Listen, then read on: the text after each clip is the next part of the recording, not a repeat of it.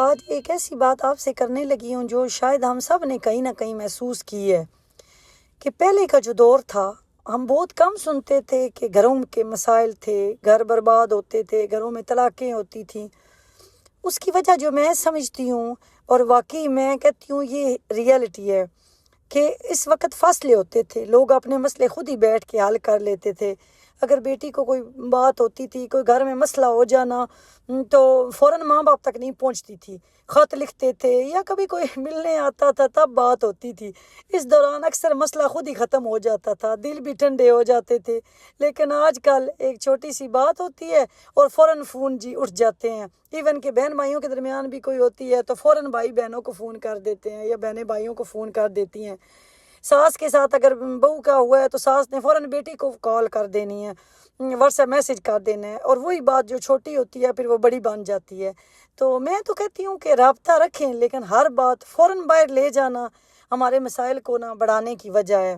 اور یہ مجھے حقیقت لگتی ہے کہ جب گھر کی باتیں گھر سے باہر نکلنے لگتی ہیں نا، چاہے وہ بات ایک عورت کے ذریعے جائے، بیوی کے ذریعے جائے، ساس کے ذریعے جائے یا ہسبینڈ کے ذریعے جائے، جب ہم اپنے مسائل دوسروں تک پہنچاتے ہیں نا تو وہ مسئلہ حل نہیں ہوتا بلکہ اور بڑھ جاتا ہے۔ اور میرا تو ہمیشہ یہ ماننا ہے کہ ہم اپنے مسئلے جو ہے وہ خود بیٹھ کر پیار سے بات کر کے حل کریں نا تو آدھے سے زیادہ مسائل وہیں ختم ہو جاتے ہیں، بات گھر کے اندر رہتی ہے، حل بھی نکل آتا ہے۔ لیکن جب وہی بات ہم باہر جا کے کرتے ہیں تو اس میں اور رائے بھی شامل ہو جاتی ہے، باتیں بھی بڑھتی ہیں، دل بھی دکھتے ہیں۔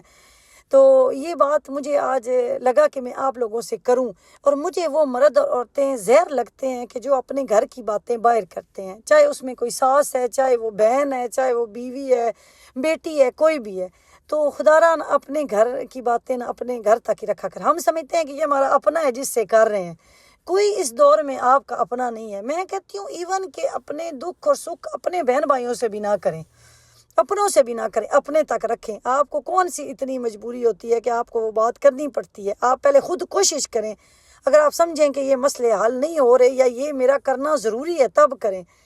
تو بس جی یہ ایک آج ٹاپک میرے گھر میں اسٹارٹ ہوا تھا، امی کی کال آئی، ان سے ایک بات پہ ڈسکس ہوئی ہے، کسی کا مسئلہ ہے جو کہ امی نے حل کرنا تھا، تو میں نے کہا آپ کے ساتھ بھی یہ بات شیئر کرتی ہوں۔ اور ہم نے بنایا جی چائنیز رائس۔